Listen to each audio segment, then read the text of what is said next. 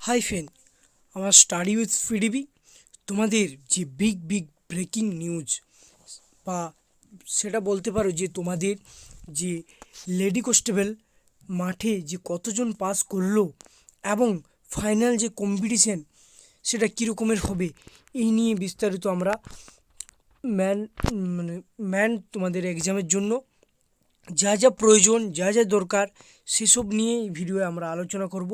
খুবই গুরুত্বপূর্ণ ভিডিও এটাই বলতে পারি।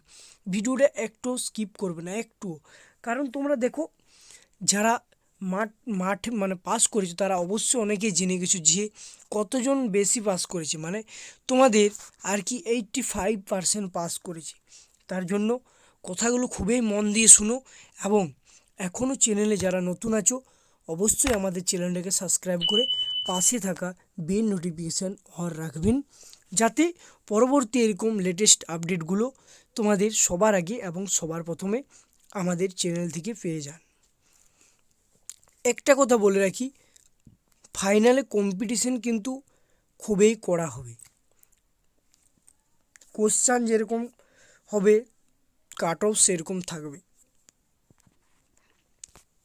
মানে দু জায়গায় তোমাদের বেশি থাকবে। কেন বলছি, কারণ তোমাদের মাঠে 85%, মানে 20 জন ছাড়লে 17 থেকে 16 জন পাস, এইভাবেই অনেকেই পাস করে গেছে। পাসের হার বেশি, তাই তোমাদের ম্যান এক্সাম খুব তোমাদের বেশি তোমাদের ইম্পর্ট্যান্ট হবে এবং কোশ্চেনগুলো খুব টাইট হবে। এটা তোমরা জেনে রাখো, খুব জটিল হবে। এবং তার সাথে সাথে যে কাট অফস কিন্তু আলাদা লেভেলে আসবে। এই কথাটা তোমরা মিলিয়ে নেবে যে কাট অফস কতটা চেঞ্জ হতে পারে, যেটা আমরা বলবো সেটা দেখে নেবে যে এই কাট অফসটাই দাঁড়াবে ফাইনাল তোমাদের কাট অফস, সেটাও আমরা জানিয়ে দেবো। ভিডিওটা ধৈর্য সহকারে দেখুন এবং লাস্ট পর্যন্ত দেখুন। মাঠে পাসের হার 85%, তার জন্য মেন পরীক্ষার কম্পিটিশান খুব কি হাই হবে? সত্যি তোমরা যেটা দেখছো খুব হাই হতে চলেছে। তোমাদের যে প্রিলিমিনারিতে যে কাট অফ ছিল তার থেকে তোমাদের এখানে কাট অফস 10 বেশি হবে ওর থেকে, এটা তোমরা মাথায় রাখবে।